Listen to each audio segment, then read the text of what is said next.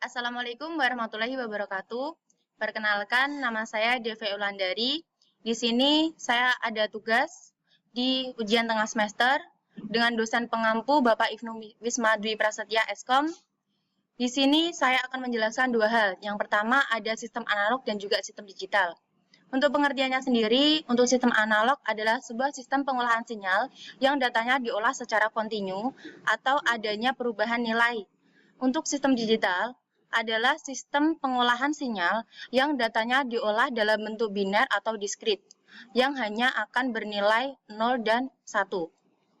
Kemudian perbedaan antara kedua sistem tersebut, yang pertama adalah dalam sistem analog bersifat secara kontinu atau adanya perubahan nilai. Kemudian mempunyai kemungkinan error yang besar karena memiliki rentang waktu. Kemudian ada rentang terhadap noise atau gangguan, terus juga pengolahannya sedikit data, kemudian menggunakan konsep frekuensi, dan juga perawatannya lebih mahal, dan juga memiliki kualitas sinyal yang relatif rendah. Kemudian dalam sistem analog, mempunyai sifat diskrit atau hanya ada dua inputan angka yaitu 0 dan 1. Kemudian kemungkinan errornya yang kecil karena hanya ada dua angka yaitu angka 0 dan juga 1. Kemudian dia lebih tahan terhadap gangguan atau noise. Kemudian mengubah banyak data. Juga menggunakan konsep biner, perawatannya lebih murah, kecepatannya dan juga lebih tinggi, memiliki kualitas sinyal yang tinggi. Kemudian alat dengan konsep analog dan juga sistem digital. Yang pertama ada jam digital, yang bisa kita lihat antara jarum, menit, dan juga detiknya. Kemudian ada tensi darah analog, yang dengan cara penggunaannya masih menggunakan bantuan manusia untuk memompa dengan mengecek tensi darahnya. Kemudian ada sistem digital, yaitu jam digital. Terus kemudian ada tensi darah digital, yang penggunaannya hanya dengan merekatkan perekat dalam bahu kita, kemudian menekan salah satu tombol yang kita inginkan, maka tensi darah kita sudah terlihat sendiri.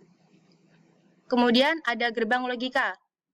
Gerbang logika atau dalam bahasa Inggris disebut dengan logic gate adalah dasar pembentuk sistem elektronika digital yang fungsinya untuk mengubah satu atau beberapa inputan untuk menjadi sebuah output. Dan gerbang logika sendiri beroperasi dalam bentuk biner yang hanya memiliki dua kode simbol yaitu 0 dan juga 1. Di sini perhitungannya menggunakan teori aljabar boolean.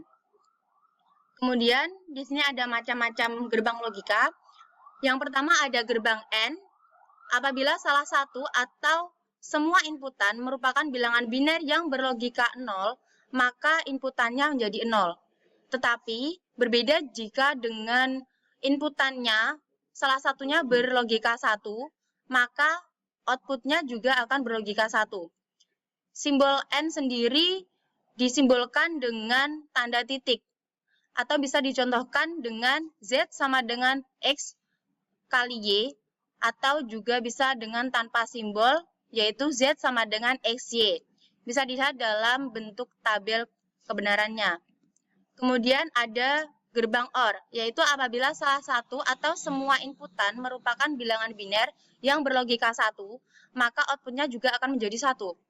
Sedangkan jika semua outputnya berlogika 0, maka hasilnya juga akan berlogika 0.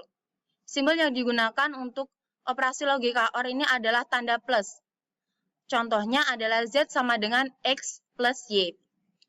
Kemudian ada gerbang NOT, yaitu fungsi gerbang NOT sendiri adalah sebagai inverter atau pembalik.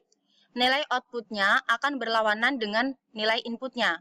Gerbang NOT sendiri biasanya dilambangkan dengan tanda minus pada atas variabel inputnya.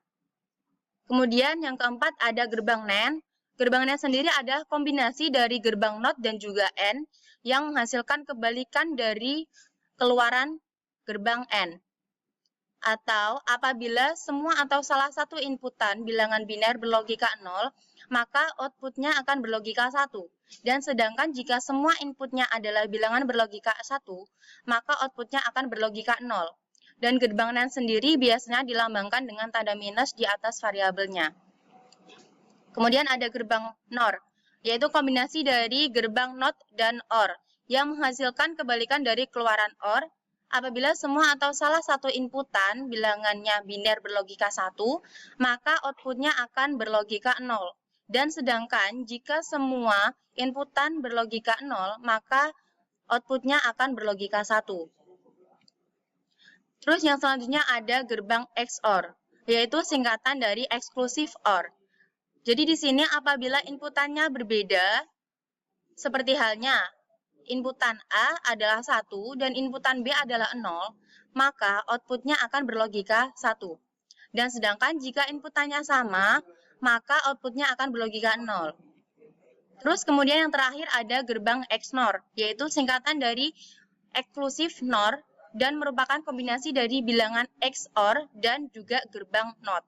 Di sini apabila inputannya berbeda, seperti halnya contoh inputan dari A adalah 1 dan inputan B adalah 0, maka outputnya akan berlogika 0. Dan sedangkan jika inputannya adalah sama, maka output akan berlogika 1. Gerbang XNOR sendiri adalah kebalikan dari gerbang XOR. Di sini cukup sekian beberapa penjelasan dari saya. Apabila ada salah kata, bisa dimaklumi. Di sini kita sama-sama belajar. Terima kasih. Wassalamualaikum warahmatullahi wabarakatuh.